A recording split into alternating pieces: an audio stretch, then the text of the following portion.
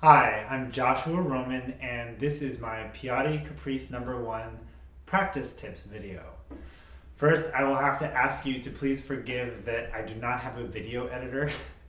So if you know someone who is a great video editor and really bored right now, maybe we can make these videos a little shorter and less rambling. But hopefully, regardless of the fact that it is not going to be some smooth production, the sound and the ideas will be good enough to help improve your practicing. This is specifically geared towards practicing Piatti Caprice #1, but I would say that a lot of the sort of general methods of practicing from this apply to other pieces as well, especially to pieces with a lot of string crossings, or for Piatti Caprice #1, I'm going to say anything that's physically demanding. Which leads us to our first practice tip, specifically for Piatti Caprice #1. This one is really hard on your arm if you try to do too much at once. So I like to practice in a bunch of different ways to make sure that as I go along, I'm never doing too much and risking injury and getting too excited. And also taking those breaks and adding in more and being aware of how much I can do at once allows me to build endurance through my practicing towards being able to play it as a run multiple times in a row. So the first thing that I do, obviously I'm going to look at the music and try to play it through. I have the music over here, and generally I like not to spend too much time playing from the music. I might do that the first couple of times, but then immediately after that I'm going to be playing what I remember and then referring back to the music to see, how it was. Because I think the sooner you can get away from the music and towards internalizing what it is, the better off you're going to be later on down the road, rather than saving memorization towards the end. I like to think of internalization as part of the process rather than memorization. So as I'm reading this, the very first thing I'm going to do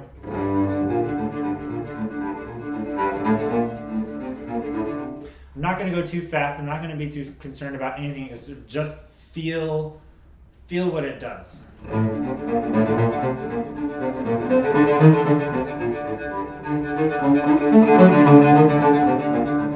Exaggerate everything. Exaggerate everything as you go through it. After you've done that a couple times, a few times maybe, then you start pulling away from the music and just sort of seeing how that goes. This is where you really want to make sure you're aware of your body. If you start to feel tension creeping in, that's when you want to switch to another method. Even if you're not feeling it creeping in yet, I think it's good with this one to immediately begin to structure a back and forth, where you're going back and forth between doing this kind of bowing and not doing this bowing. So the next practice technique that I have is practice technique #2 for this one, is that I do it as double stops with slurs.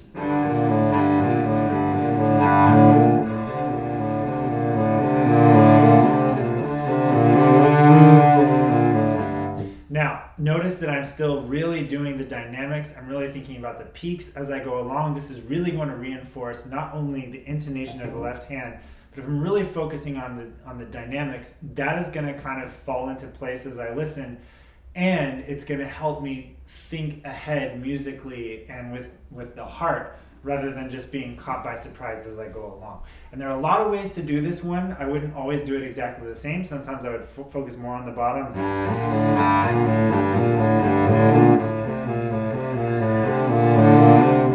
Sometimes I would focus more on the top. It seems kind of silly to do it on an open string. There are other places where the pedal might be another note. But actually, I think it's important to do that, because as you're doing that, you're reinforcing that you need to listen, that you need to hear it. So if I'm moving my fingers, then I'm really hearing the pitches in my head. And when I go back,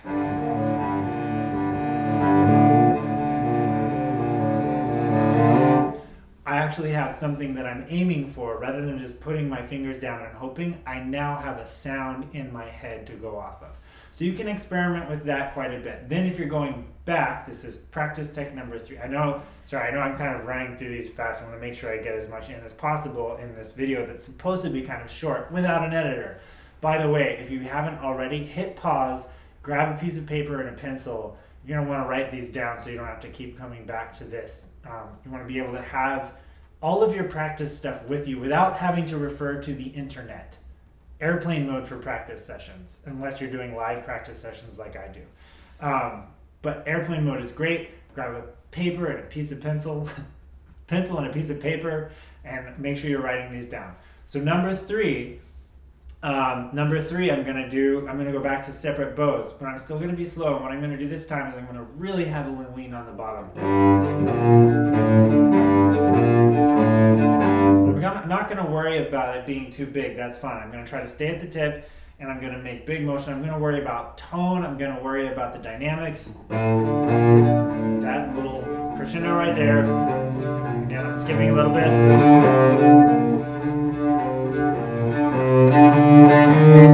Mess around with the rhythm, whatever you want to do. You can do it the other way again. That I don't think is as effective, but it might be good for your right hand to do that a little bit. And then I'm going to go back again to doing it slurred. But when I'm going back again to doing it slurred, this time I'm going to pick another spot to work from. So maybe I'll do...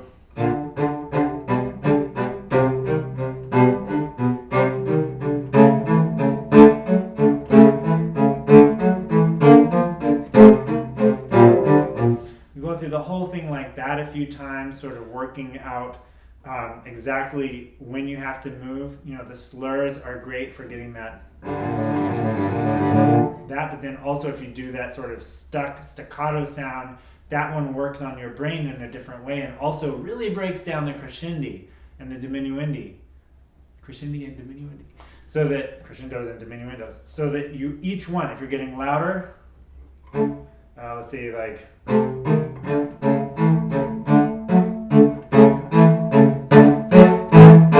right there, I can hear really clearly whether or not each is louder than the next. Again, that's not exactly how it goes when we're playing it for real in terms of the bow and everything, but if you practice it that way, it will help reinforce the feelings and the dynamics, which are the best way to make sure that you're really grounded and focus on the right thing. If you get too wrapped up in the technique and you don't, and if even for once, if you lose the musicality when you're going through it, you're gonna have a really hard time getting it back later. And you're gonna start to focus on things that won't help you play beautifully, with conviction, and frankly, in tune. The more you think about intonation rather than just listening and having intention, the harder it's going to be to execute it the way that you want to. So I really don't think you should ever go through even an exercise like this without a musical focus. And if you're having trouble with intonation, a lot of trouble with intonation, then practice a bunch of scales before you come back. Or go slower. Go slower and with more intention in the phrase. Sing it to yourself, all that sort of stuff. We'll come back to some of this in other caprices because some of it's very general. So I'm going to keep going now with specific to this practices. All right, so now we've been doing some of the slow stuff with both separate bows and with the slurs. So the next practice tip for this one is to try to go fast, do a run, really paying attention to those dynamics, and notice when you start to get tense. Pay attention to that. If you get to a spot where you find yourself really tensing up, stop, take a breath. So I remember one of the places it was happening for me was where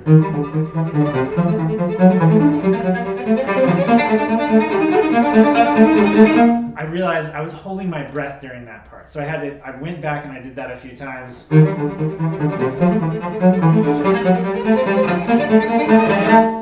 At tempo, stop just that little chunk. Pay attention. Am I starting to get tense? If I'm starting to get tense, I might go do something else. If I'm good, take another breath. Notice that tension is creeping in.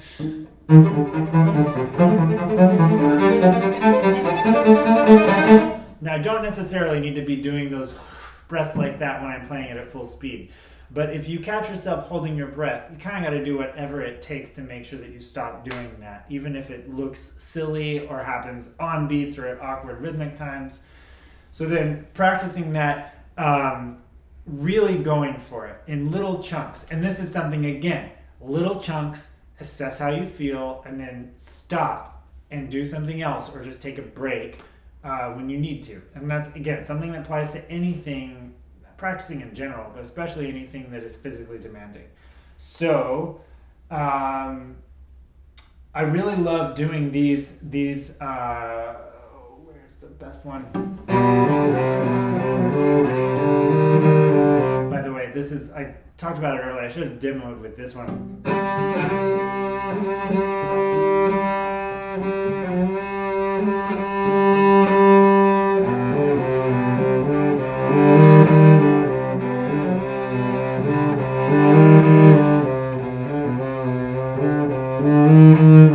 And then I might immediately go back. One thing about going back and forth too is that you will find, I'm talking about going back and forth between doing these legato ones and then doing the string change, legato chord ones, because there's another one we're just about to do, and that is different. Legato chord ones, double stop ones, and separate ones, is that you're going to find you can actually do things with the separate ones with timing that you can't do when you're doing the double stops. But that's good. Just go back and forth, practice each one like that is actually the way to do it. Super musically, lots of conviction. And whether or not you notice it paying off in this particular etude, it'll pay off somewhere. Don't ever shirk any moment of responsibility for conviction when you're practicing. This is the time you have. If it's not helping for this, it'll help for something else. All right, so the next thing that I like to do is take a break after all of that, and then maybe start adding in.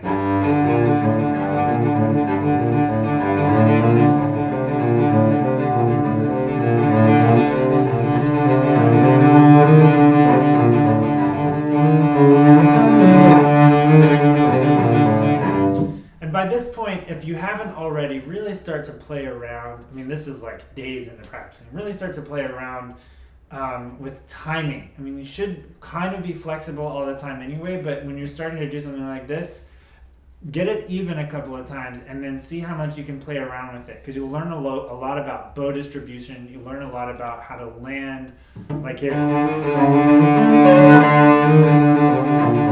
Is it there or is it? I definitely think it's the first one. Because we already know where we're going by the time we start diminuendoing. There's no surprise there. Anyway, that's getting into the weeds with phrasing. So, yes, I think at that point, the other thing that I started to do is really do it kind of a lot at a medium tempo. At a medium tempo, I'm going to pick one more passage.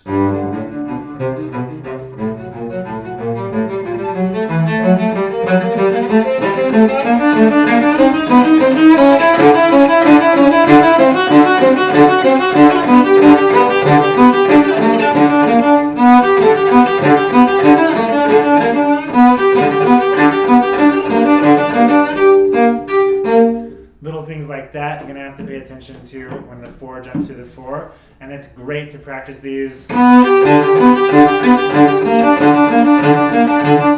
like pretty slow but really going for it, because if you don't go for it when you're practicing it slow, then you're teaching yourself to play it the wrong way, and when you go fast and try to go for it, you're not going to be prepared. So always go for it. So the last thing that I would do, again, I'm assuming that during this, every once in a while, you sort of run it at a faster tempo and you stop if you get too tired, but just to check out and see how your endurance is doing. What I was doing was no more than 3 runs in an hour. One at the beginning, one kind of halfway through, and one at the end. I wouldn't do more than that. In fact, maybe I would even do less than that, because you have a lot of practicing to do, and running is not necessarily that effective with this one. So save your runs, build towards them, pay attention to what you're doing, take lots of breaks, and this is a great etude for the, caprice for the ready way. Don't need to move this arm. I should do a whole video on ready way at some point, but what you can see, I'll pick another spot again. The open strings don't really help. So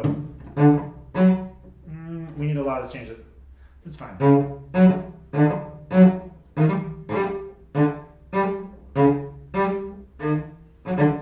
So the whole point of it is to play the note, get ready.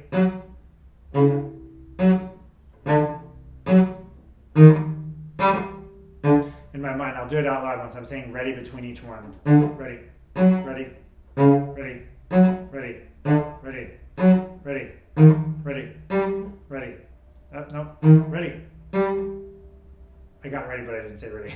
It's hard to say ready every time, but if you practice it really slow and do that, like ready, ready, ready, ready. The idea is as soon as you're done with the note, you immediately shift to the next one and get ready. And what this is going to help, it's going to help you think ahead. It's going to help your coordination between your right and your left hand.